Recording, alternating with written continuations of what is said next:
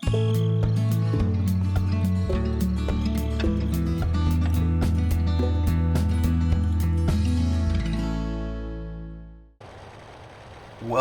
to Thueringer for Farming Simulator 15.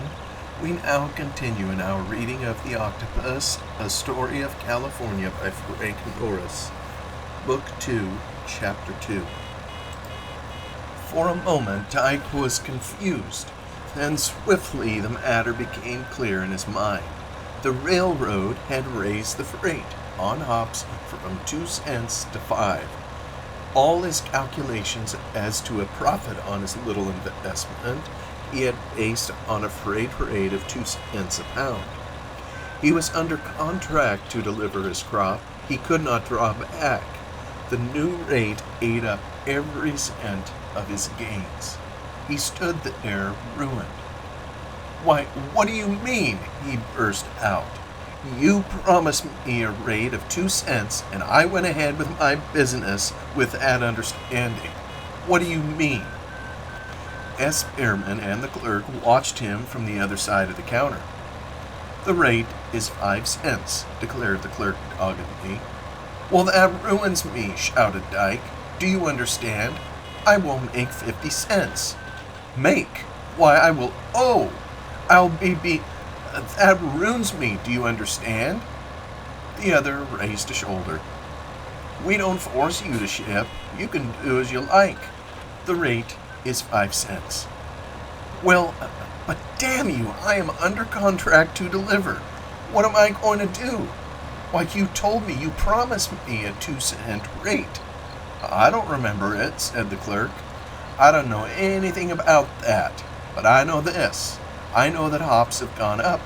I know the German crop was a failure, and that the crop in New York wasn't worth the hauling.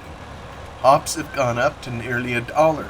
You don't suppose we don't know that, do you, Mr. Dyke?" "Well, what's the price of hops got to do with you?"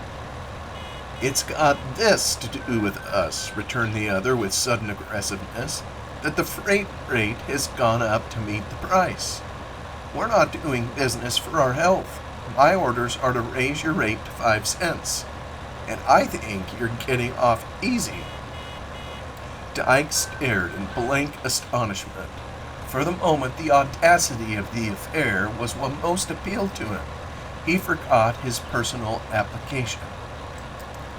"Good Lord," he murmured. "Good Lord, what will you people do next? Look here. What's your basis of applying freight rates, anyhow?" He suddenly vociferated with furious sarcasm. "What's your rule? What are you guided by?" But at the words, S. Behrman, who had kept silent during the heat of the discussion, leaned abruptly forward.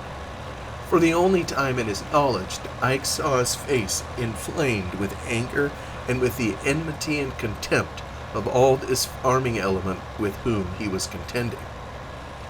"Yes, what's your rule? What's your basis?" demanded Dyke, turning swiftly to him. S. Behrman emphasized each word of his reply with a tap of one forefinger on the counter before him. "All the traffic will bear." The ex-engineer stepped back a pace, his fingers on the ledge of the counter to steady himself. He felt himself grow pale. His heart became a mere leaden weight in his chest, inert, refusing to beat. In a second, the whole affair, in all its bearings, went speeding before the eye of his imagination like the rapid unrolling of a panorama. Every cent of his earnings was sunk into this hop business of his. More than that, he had borrowed money to carry it on, certain of his success. Borrowed of S. Behrman, offering his crop and his little home as security. Once he failed to meet his obligations, S. Behrman would foreclose. Not only would the railroad devour every morsel of his profits, but also it would take from him his home. At a blow, he would be left penniless and without a home. What would then become of his mother? And what would become of the little Tad, she whom he had been planning to educate like a veritable lady? For all that year he had talked of his ambition for his little daughter to everyone he had met. All Bonneville knew of it. What a mark for jibes he had made of himself. The working man turned farmer. What a target for jeers, he who had fancied he could elude the railroad. He remembered he had once said the great trust had overlooked his little enterprise, disdaining to plunder such small fry. He should have known better than that. How had he ever imagined the road would permit him to make any money? Anger was not in him yet. No rousing of the blind, white-hot wrath that leaps to the attack with prehensile fingers moved him. The blow merely crushed, staggered, confused. He stepped aside to give place to a coatless man in a pink shirt who entered carrying in his hands an automatic door-closing apparatus. "Where does this go?" inquired the man. Dyke sat down for a moment on a seat that had been removed from a worn-out railway car to do duty in Ruggles' office. On the back of a yellow envelope he made some vague figures with a stump of blue pencil, multiplying, subtracting, perplexing himself with many errors. S. Behrman, the clerk, and the man with the door-closing apparatus involved themselves in a long argument, gazing intently at the top panel of the door. The man who had come to fix the apparatus was unwilling to guarantee it unless a sign was put on the outside of the door, warning incomers that the door was self-closing. This sign would cost 15 cents extra. "But you didn't say anything about this when the thing was ordered," declared S. Behrman. "No, I won't pay it, my friend. It's an overcharge." "You needn't think," observed the clerk, "that just because you are dealing with the railroad you are going to work us." Genslinger came in, accompanied by Delaney. S. Behrman and the clerk, abruptly dismissing the man with the door-closing machine, put themselves behind the counter and engaged in conversation with these two. Genslinger introduced Delaney. The buster had a string of horses he was shipping southward. No doubt he had come to make arrangements with the railroad in the matter of stock cars. The conference of the four men was amicable in the extreme. Dyke, studying the figures on the back of the envelope, came forward again. Absorbed only in his own distress, he ignored the editor and the cowpuncher. "Say," he hazarded, "how about this?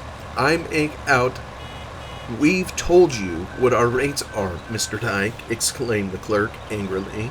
"That's all the arrangement we will take. Take it or leave it." He turned again to Genslinger, giving the ex-engineer his back. Dyke moved away and stood for a moment in the center of the room, staring at the figures on the envelope. "I don't see," he muttered, "just what I'm going to do. No, I don't see what I'm going to do at all." Ruggles came in, bringing with him two other men in whom Dyke recognized dummy buyers of the Los Muertos and Osterman ranchos. They brushed by him, jostling his elbow, and as he went out of the door, he heard them exchange jovial greetings with Delaney, Genslinger, and S. Behrman. Dyke went down the stairs to the street and proceeded onward aimlessly in the direction of the Yosemite House, fingering the yellow envelope and looking vacantly at the sidewalk. There was a stoop to his massive shoulders. His great arms dangled loosely at his sides, the palms of his hands open. As he went along, a certain feeling of shame touched him. Surely his predicament must be apparent to every passerby. No doubt everyone recognized the unsuccessful man in the very way he slouched along.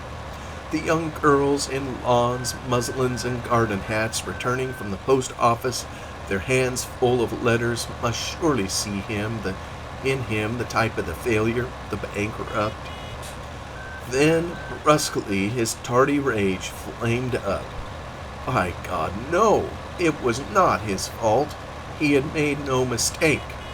His energy, industry, and foresight had been sound. He had been merely the object of a colossal trick, a sordid injustice, a victim of the insatiate greed of the monster, caught and choked by one of these millions of tentacles suddenly reaching up from below, from out of the dark beneath his feet, coiling around his throat, throttling him, strangling him, sucking his blood. For a moment he thought of the courts, but instantly laughed at the idea. What court was immune from the power of the monster? Ah, the rage of helplessness, the fury of impotence. No help, no help. Ruined in a brief instant.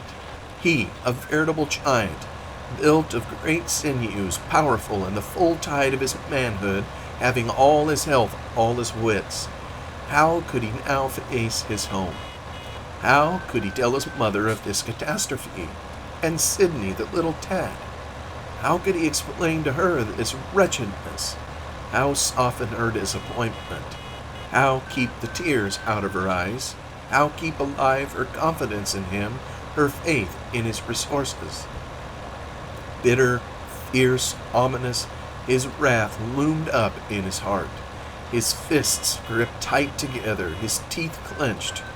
Oh, for a moment to have his hand upon the throat of S. Behrman, wringing the breath from him, wrenching out the red life of him, staining the street with the blood sucked from the veins of the people.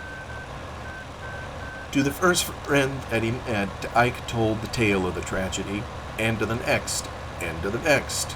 The affair went from mouth to mouth, spreading with electrical swiftness, overpassing and running ahead of Dyke himself, so that by the time he reached the lobby of the Yosemite house, he found his story awaiting him. A group formed about him. In his immediate vicinity, business for the instant was suspended. The group swelled. One after another of his friends added themselves to it. Magnus de Eric joined it and annexed her. Again and again, Dyke recounted the matter, beginning with the time when he was discharged from the same corporation's service for refusing to accept an unfair wage. His voice quivered with exasperation. His heavy frame shook with rage. His eyes were injected, bloodshot. His face flamed vermilion, while his deep bass rumbled throughout the running comments of his auditors like the thunderous reverberation of diapason. From all points of view, the story was discussed by those who listened to him, now in the heat of excitement, now calmly, judicially. One verdict, however, prevailed. It was voiced by Annixter. You're stuck. You can roar till you're black in the face, but you can't buck against the railroad. There's nothing to be done. You could shoot the ruffian, you could shoot S. Behrman, clamored one of the group. Yes, sir, by the Lord, you can shoot him. Poor fool, commented Annixter, turning away. Nothing to be done. No, there was nothing to be done, not one thing. Dyke, at last alone and driving his team out of town, turned the business confusedly over in his mind from end to end. Advice, suggestion, even offers of financial aid had been showered upon him from all directions. Friends were not wanting, who heatedly presented to his consideration all manner of ingenious plans, wonderful devices. They were worthless. The tentacle held fast. He was stuck. By degrees, as his wagon carried him farther out into the country and open empty fields, his anger lapsed, and the numbness of bewilderment returned. He could not look 1 hour ahead into the future, could formulate no plans even for the next day. He did not know what to do. He was stuck. With the limpness and inertia of a sack of sand, the reins slipping loosely in his dangling fingers, his eyes fixed, staring between the horses' heads, he allowed himself to be carried aimlessly along. He resigned himself. But what did he care? What was the use of going on? He was stuck. The team he was driving had once belonged to the Los Muertos stables, and unguided as the horses were, they took the county road toward Derek's ranch house. Dyke, all abroad, was unaware of the fact till, drawn by the smell of water, the horses halted by the trough in front of Carraher's saloon. The ex-engineer dismounted, looking about him, realizing where he was. So much the worse. It did not matter. now that he had come so far, it was as short to go home by this route as to return on his tracks. Slowly he unchecked the horses and stood at their heads watching them drink. "I don't see," he muttered, "just what I'm going to do." Karaher appeared at the door of his place, his red face, red beard, and flaming cravat standing sharply out from the shadow of the doorway. He called a welcome to Dyke. "Hello, Captain." Dyke looked up, nodding his head listlessly. "Hello, Karaher," he answered. "Well," continued the saloon keeper, coming forward a step, "what's the news in town?" Dyke told him. Karaher's red face suddenly took on a darker color. The red glint in his eyes shot from under his eyebrows. Furious, he vented a rolling explosion of oaths. "And now it's your turn," he vociferated. "They ain't after only the big wheat growers, the rich men. By God, they'll even pick the poor man's pocket. No, they'll get their bellies full some day. It can't last forever. They'll wake up the wrong kind of man some morning, the man that's got guts in him, that will kick back when he's kicked, and that will talk to him with a torch in one hand and a stick of dynamite in the other." He raised his clenched fists in the air. "So help me God," he cried. "When I think it all over, I go crazy. I see red. Oh, if the people only knew their strength. Oh, if I could wake 'em up. There's not only Shelgrim, but there's others. All the magnates, all the butchers, all the bloodsuckers by the thousands. Their day will come, by God, it will." By now, the ex-engineer and the barkeeper had retired to the saloon back of the grocery to talk over the details of this new outrage. Dyke, still a little dazed, sat down by one of the tables, preoccupied, saying but little, and Karaher, as a matter of course, set the whiskey bottle at his elbow. It happened that at this same moment, Presley, returning to Los Muertos from Bonneville, his pockets full of bale, stopped in at the grocery to buy some black lead for his bicycle. In the saloon on the other side of the narrow partition, he overheard the conversation between Dyke and Karaher. The door was open. He caught every word distinctly. "Tell us all about it, Dyke," urged Karaher. For the 50th time, Dyke told the story. Already it had crystallized into a certain form. He used the same phrases with each repetition, the same sentences, the same words. In his mind it became set. Thus he would tell it to anyone who would listen from now on, week after week, year after year, all the rest of his life. And I base my calculations on a 2-cent rate. So soon as they saw I was about to make money, they doubled the tariff. All the traffic would bear, and I mortgaged to S. Behrman. Ruined me with a turn of the hand, stuck cinched and not one thing to be done."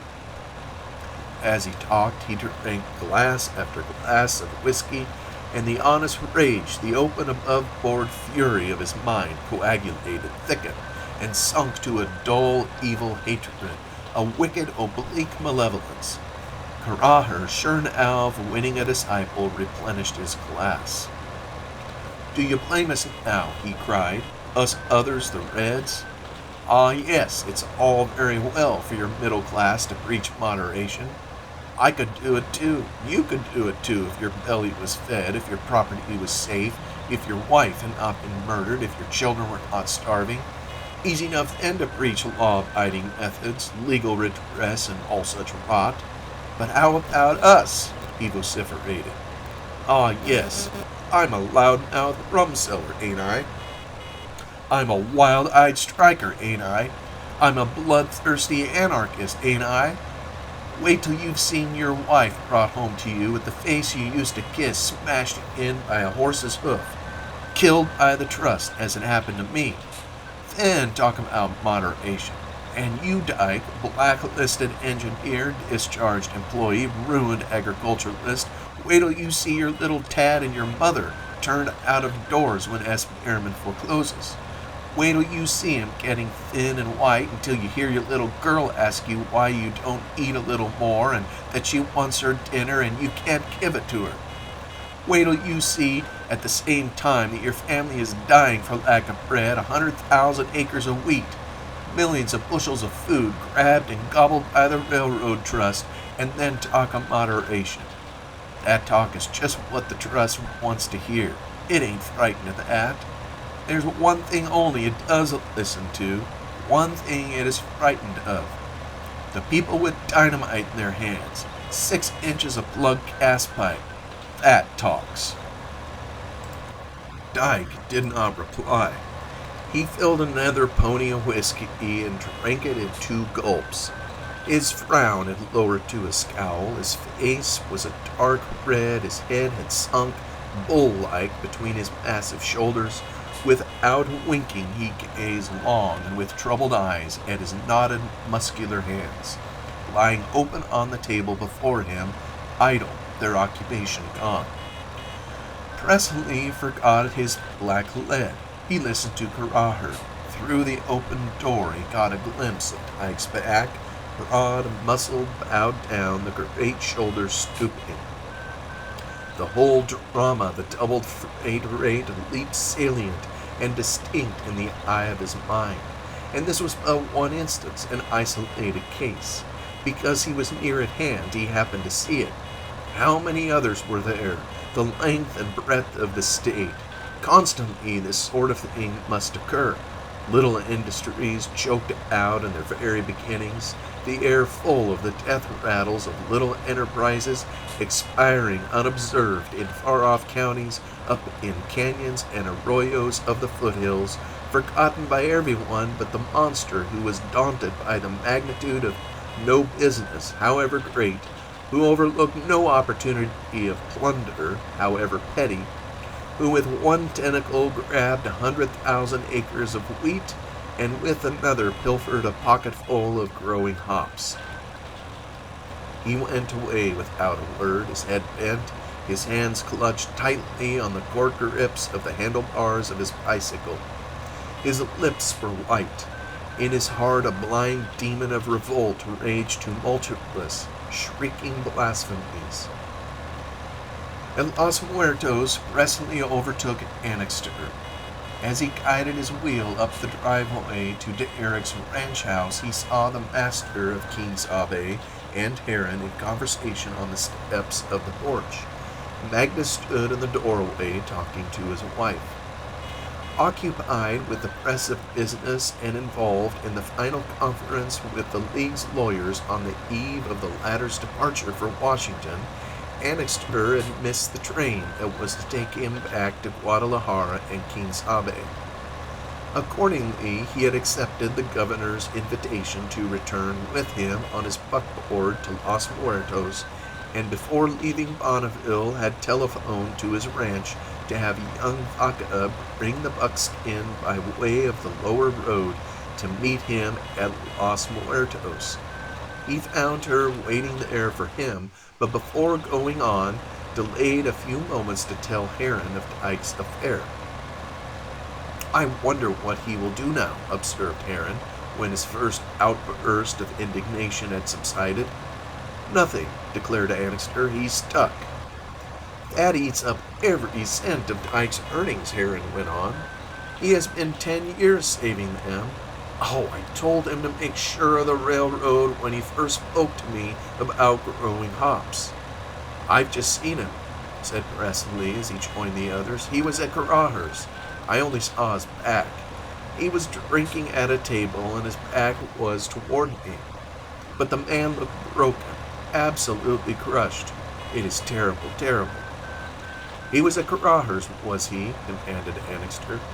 "Yes. Drinking, eh?" "I think so. Yes, I saw a bottle." "Drinking at Caraher's," exclaimed Annixter rancorously. "I can see his finish." There was silence. It seemed as if nothing more was to be said. They paused, looking thoughtfully on the ground.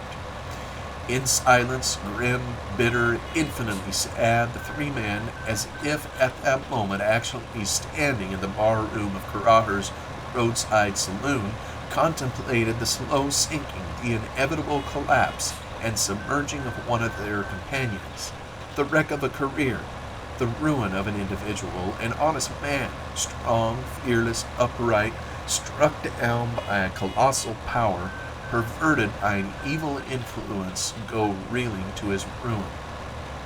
"I see his finish," repeated Annixter. "Exit Dyke and score another tally for S. Behrman, Shelgrim and Company." He moved away impatiently, loosening the tie rope with which the buckskin was fastened. He swung himself up. "God for us all," he declared as he rode away, "and the devil take the hindmost. Goodbye, I'm going home. I still have one a little longer." He galloped away along the lower road in the direction of Quien-Sabe, emerging from the grove of cypress and eucalyptus about the ranch house and coming out upon the bare brown plain of the wheatland, stretching away from him in apparent barrenness on either hand. It was late in the day. Already its shadow was long upon the padded dust of the road in front of him. On ahead, a long ways off and a little to the north, the venerable campanile of the Mission San Juan was glinting radiant in the last rays of the sun, while behind him, towards the north and west, the gilded dome of the courthouse at Bonneville stood silhouetted in purplish black against the flaming west. Annixter spurred the buckskin forward. He feared he might be late to his supper. He wondered if it would be brought to him by Hilma. Hilma! The name struck across his brain with a pleasant, glowing tremor. All through that day of activity, of strenuous business, the minute and cautious planning of the final campaign in the great war of the League and the Trust, the idea of her and the recollection of her had been the undercurrent of his thoughts. At last he was alone. He could put all other things behind him and occupy himself solely with her. In that glory of the day's end, in that chaos of sunshine, he saw her again. Unimaginative, crude, direct, his fancy nevertheless placed her before him, steeped in sunshine, saturated with glorious light, brilliant, radiant, alluring. He saw the sweet simplicity of her carriage, the statuesque evenness of the contours of her figure, the single deep swell of her bosom, the solid masses of her hair.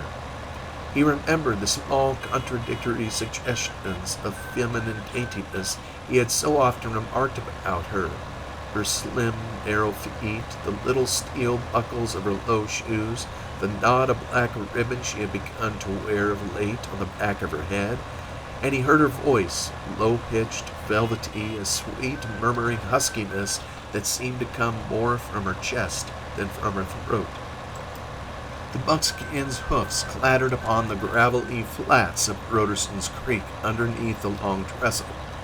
Annixter's mind went back to the scene of the previous evening when he had come upon her at this place.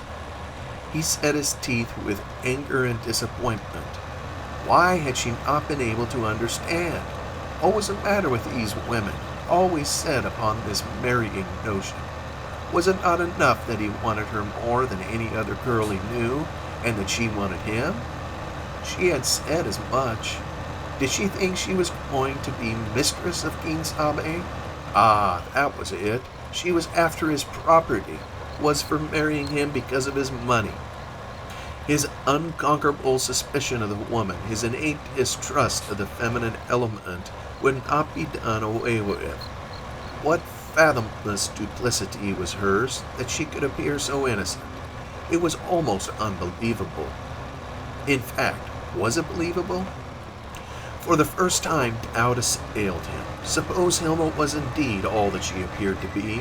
Suppose it was not with her a question of his property after all. It was a poor time to think of marrying him for his property when all Quien-Sabe hung in the issue of the next few months. Suppose she had been sincere. But he caught himself up. Was he to be fooled by a female girl at this late date? He, Buck Annixter, crafty, hard-headed, a man of affairs? Not much. Whatever transpired, he would remain the master. He reached Keensabe in this frame of mind.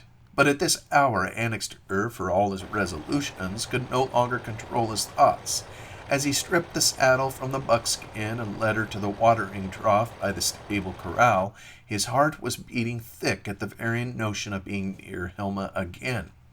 It was growing dark, but covertly he glanced here and there out of the corners of his eyes to see if she was anywhere about. Annixter, how he could not tell, had become possessed of the idea that Hilma would not inform her parents of what had passed between them the previous evening under the long trestle. He had no idea that matters were at an end between himself and the young woman. He must apologize, he saw that clearly enough, must eat crow, as he told himself. Well, he would eat crow. He was not afraid of her any longer, now that she had made her confession to him. He would see her as soon as possible and get this business straightened out and begin again from a new starting point. What he wanted with Hilma, Annixter did not define clearly in his mind. At one time he had known perfectly well what he wanted. Now the goal of his desires had become vague. He could not say exactly what it was. He preferred that things should go forward without much idea of consequences. If consequences came, they would do so naturally enough and of themselves. All that he positively knew was that Hilma occupied his thoughts morning, noon, and night, that he was happy when he was with her and miserable when away from her. The Chinese cook served his supper in silence. Annixter ate and drank and lighted a cigar, and after his meal sat on the porch of his house, smoking and enjoying the twilight.